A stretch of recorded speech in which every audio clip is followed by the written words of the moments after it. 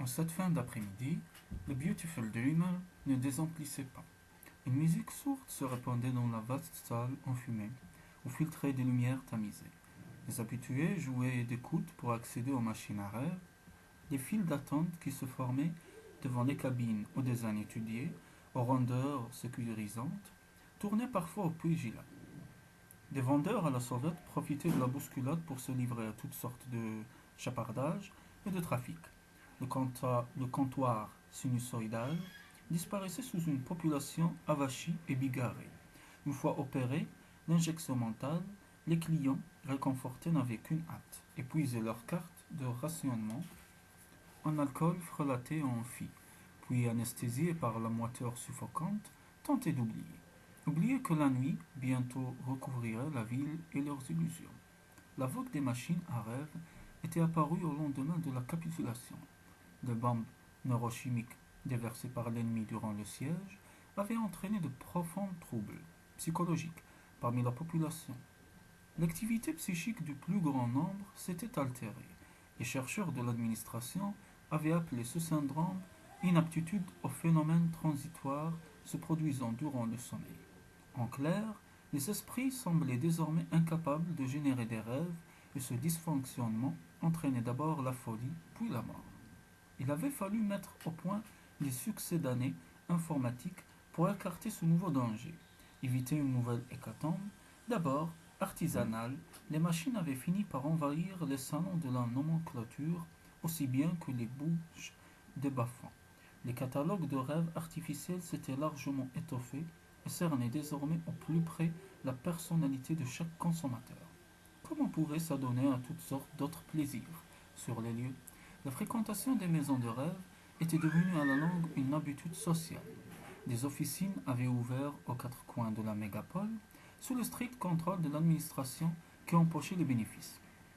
Le Beautiful Dreamer, que dirigeait le peu recommandable Freddy Accoutumance, était particulièrement en vue car il servait aussi bien de rendez-vous aux détectives vérificateurs qu'aux barons de la pègre locale enrichis par le marché noir.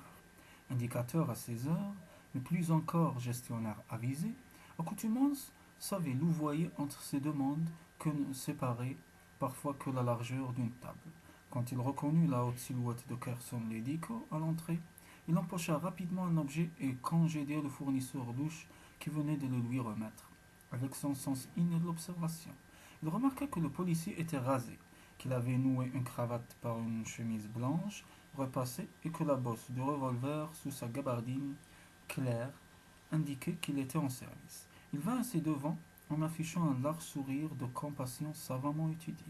Détective vérificateur, quelle surprise! J'ai appris pour votre épouse. Je suis consterné. Je parie que vous venez chercher un bon rêve pour vous amettre. Il n'y a que de ça de vrai. L'édico le dévisagea sans aménité. Sous le rebord du chapeau mou, le regard jaune luisit de manière inquiétante. Qu'est-ce que tu trafiquais à mon arrivée, Freddy? Ne vous en faites pas, détective. Un peu de business, détective. Toujours le business, pas de quoi vous émouvoir. Marché noir? J'achète, je vends, la loi de l'offre et de la demande, quoi. Fermez les yeux. Je ne ferme jamais les yeux, Freddy. Il m'arrive de tolérer, mais je ne ferme jamais les yeux. Freddy sia rapidement. Voyons, détective, vous n'allez pas me chercher de noises. Il y a du bon monde ici ce soir. Certains passeront la nuit sans rentrer chez eux. Le chef de la police, par exemple. Tu n'es pas aussi intouchable que tu sembles le croire, Freddy. Entre ça dans ta cervelle de moineau. Mal à l'aise, Freddy passa une main dans ses boucles décolorées, le regard fouillant. Il connaissait bien les Lego. L'ancien soldat d'élite n'était ni manipulable ni influençable. Il affecta l'indignation. Ma boîte a la meilleure réputation qui soit, et vous le savez. Rien à voir avec ces bouges qui refilent de la camelote aux asociaux. Non, ici c'est du rêve pur. Les derniers perfectionnements. J'ai ma publicité à la télé, moi. Il ajouta à mi-voix. Et des hôtesses qui ne travailleraient nulle part ailleurs. Que diriez-vous d'une demi-livre de tabac? Du vrai, pas de l'Éraste. Il prouvait d'une plantation privée sur une terrasse des beaux quartiers. Pas besoin de votre carte de rationnement, juste quelques billets en ces temps d'embargo. C'est plutôt. Ça ne m'intéresse pas. Donne-moi seulement une cabine. Elles sont toutes occupées, c'est la cohue. Mais en la circonstance, je vais faire une exception pour vous, car j'imagine combien ces dernières heures ont dû être pénibles. Je vous offre la suite royale. D'accord pour la suite royale, mais ne crois pas t'attirer mes faveurs pour autant. L'idée ne m'a jamais effleuré, détective. Alors pendant que j'y pense, Freddy, retourne d'abord tes poches. Une surprise presque touchante passa dans les yeux du tenancier. Vous n'oseriez pas devant tout le monde. Tu préfères que je te mette en état d'arrestation avec les mains contre le mur et tout le tremblement, sourit dangereusement Lady Co. Freddy fit réapparaître son sourire commercial. J'aime votre sens de l'humour. Ça fait partie de votre charme. Ok, vous avez tout vu, alors je vous montre. Parce que c'est vous, hein. Mais surtout, il ne faut répéter ça à personne. Avec mille précautions, en jetant des regards suspicieux alentour, il tira une pierre luminescente qu'il fit rouler dans le creux de sa main. Pas mal, hein? On la porte en pendentif et hop, on peut braver le couvre-feu. Les noctambules n'aiment pas la lumière, pas vrai? Ce cristal ne provient pas d'Archivis. Où l'as-tu eu? Un gars me l'a vendu pour une bouchée de pain. Au prix actuel de la lumière, je le revendrai 10 fois plus cher. Ça ne répond pas à ma question. Je me contente d'acheter, je ne sais pas d'où vient la marchandise. Si vous saviez ce que les gens consentent à vendre pourvu que je leur offre un rêve, cette pierre est sans doute un simple souvenir. Avec la rapidité d'un cobra, Lady Cole la lui chippa. Confisqué. Et vous ne pouvez pas faire ça, se plaignit Freddy. C'est mon gagne-pain. Je vais me plaindre. On dit c'est mon gagne-pain, détective vérificateur. Je prends cette pierre comme pièce à conviction et plains-toi à qui tu veux. Tu avais l'intention de la fourguer à des asociaux. À vous. Il n'y a que pour oser sortir la nuit.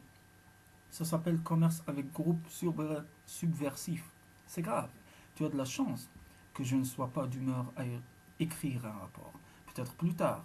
Je me fais comprendre. Oui, oui, détective vérificateur, répondit Accoutumance en ravalant sa colère. Mais vous vous trompez du tout au tout, je vous assure. C'est bon pour cette fois, Freddy. Montre-moi ta suite royale. À contre-cœur, Accoutumance désigna une cabine solitaire située sur la mezzanine qui surplombait le bar. Là-haut, prenez-en soin. Ledico fendit la foule, ignorant les regards curieux qui se posaient sur lui. Il gravit rapidement les marches et, tirant sa carte magnétique, passe-partout, déclencha l'ouverture. Il pénétra dans une cellule capitonnée de velours rouge de 3 mètres sur 2 qu'éclairait un néon chancelant. Il considéra le fauteuil hérissé de flexibles serpentins qui occupait le centre. Adossé à une structure complexe de verre opaque, il retira son chapeau et, le pliant soigneusement en deux, le glissa dans la poche de son imperméable. Puis il vida l'air de ses poumons et prit place. Automatiquement, des lianes de cuir s'enroulèrent autour de ses avant-bras.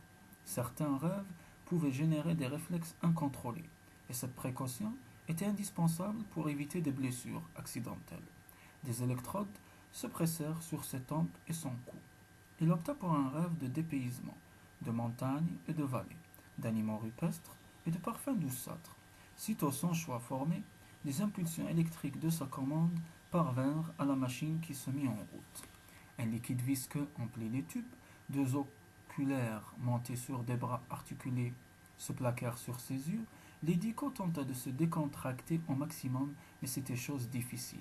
Il était venu plus par habitude que par réel besoin. Il n'avait pas la tête à rêver, il n'avait la tête à rien. Il ferma les yeux pourtant. Lorsqu'il aperçut le voyant rouge clignoter sur son bureau, Freddy Accoutumance sentit une perle de sueur couler le long de sa tempe. Il déglutit avec peine et pressa le bouton. Oui, il est venu. Oui, monsieur. Comme presque chaque soir, je lui ai donné la cabine séparée, comme vous me l'aviez suggéré, monsieur. La séance est-elle terminée? Je crois, oui. Il vient de sortir. Envoyez-moi l'enregistrement de son rêve. Inutile de vous recommander la plus grande discrétion. Vous savez à quel risque vous vous exposeriez? Si, bien sûr, je suis un fidèle informateur de l'administration, monsieur. Nous n'en avons jamais douté, sinon nous n'aurions pas renouvelé votre licence. Le voyant s'éteignit. Freddy se recula sur son fauteuil, ses mains tremblaient à travers la vitre sans teint. Il aperçut Carson Ledico qui repartait. Au moment de franchir la porte, le policier se retourna dans sa direction, main dans les poches. Bien qu'il sût se trouver à l'abri de son regard jaune, le tenancier sentit un frisson désagréable lui passer dans le dos.